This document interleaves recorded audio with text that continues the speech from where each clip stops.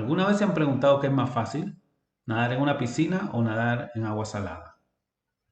La respuesta a esta pregunta tiene que ver con el tema que vamos a trabajar el día de hoy, ¿verdad? Hay algunas propiedades que nos interesan, ¿verdad? Tal vez han notado que en el agua salada uno flota más fácilmente.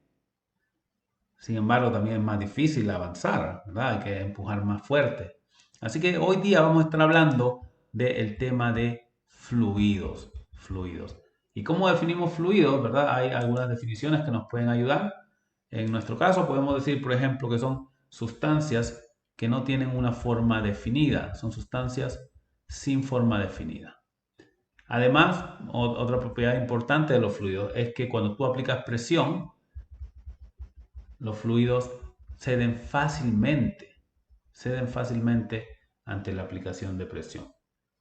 ¿Verdad? Vamos a dar algunos ejemplos comunes. Vamos a empezar con el agua. Nuestro cuerpo es 2/3 aproximadamente compuesto de agua, así que este es un ejemplo bastante universal. Tenemos también algunos otros como el alcohol, aceite, por ejemplo, aire, que a diferencia de los tres primeros, es un gas, es un fluido gaseoso. Podemos mencionar algunas diferencias entre sólidos, líquidos y gases, ¿verdad? Vamos a empezar con un sólido, acá tengo una piedra, pero para entender esas diferencias hay que ver muy de cerca, hay que ser zoom a nivel submicroscópico, ¿verdad? Lo que ustedes están viendo aquí en rojo, por ejemplo, son los átomos y estos resortes que están uniendo, ¿verdad? Representan fuerzas entre los átomos que mantienen unidos. Entonces, estamos viendo ya a nivel atómico, y pueden ver entonces que para los sólidos hay una fuerte interacción que estamos representando con los resortes, una fuerte interacción entre los átomos vecinos, unos con otros interactúan manteniéndose juntos. Entonces son siempre los mismos vecinos, siempre los mismos, y eso hace que mantengan su forma. Los sólidos tienen una forma definida.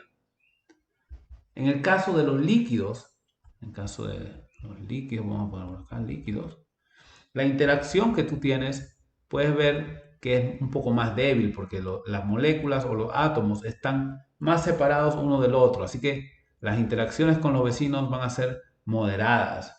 Y estos vecinos no son los mismos todo el tiempo, pueden ir cambiando porque estas moléculas tienen más movilidad, ¿verdad? Y así tenemos también el caso de los gases, donde tú tienes aún más movilidad y esa interacción pues se vuelve mucho más leve.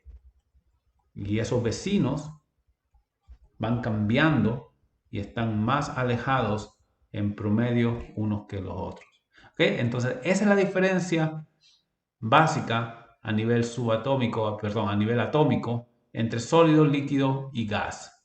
Ahora bien, una de las primeras propiedades que nos interesa definir es lo que se conoce como densidad o densidad de masa. Y para eso vamos a utilizar esta letra que parece una P minúscula, pero en realidad es una letra griega que se llama Rho. Tiene una pequeña curvatura, es bien leve, así que hay que tener cuidado con ese detalle. Entonces, Rho se define, la densidad, como la cantidad de masa que tú puedes obtener o que puedes encontrar en un volumen.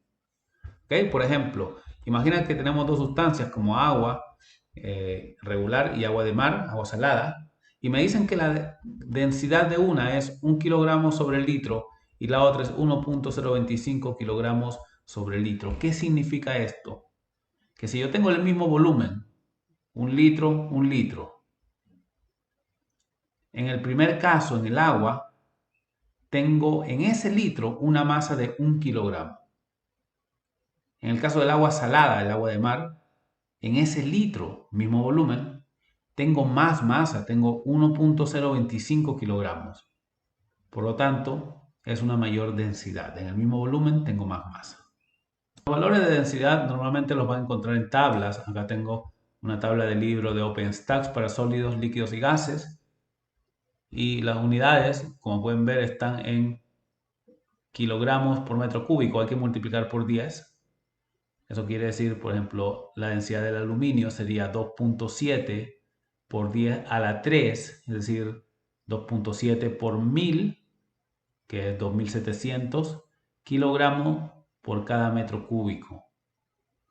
O también gramo por mililitro son unidades equivalentes. O también kilogramos sobre litro. ¿Okay? Para todos estos también es equivalente kilogramos sobre litro.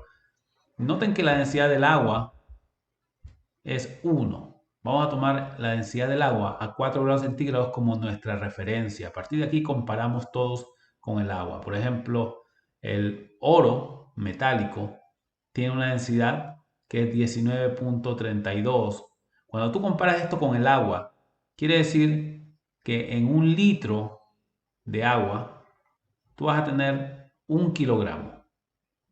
Pero en un litro de oro tú vas a tener 19.32 kilogramos. Va a pesar mucho más, ¿verdad? Tiene más masa, así que va a pesar mucho más comparado con el agua. Comparas el aire, por ejemplo, tiene un factor de 10 a la negativo 3. Así que tú vas a tener 0.00129 kilogramos comparado con 1 kilogramo de agua. ¿Okay? En el mismo volumen, 0.00129 de aire versus 1 kilogramo de agua. Otra de las cantidades importantes que nos interesa es lo que se denomina presión. Y la presión se define como fuerza que se aplica dividida entre el área donde se apoya o donde se aplica esa fuerza. ¿Ok? Para ilustrar esto vamos a ver un ejemplo. Supongamos que tengo una pesa y traigo un objeto y lo peso y me dice que tengo una masa de 10 kilogramos.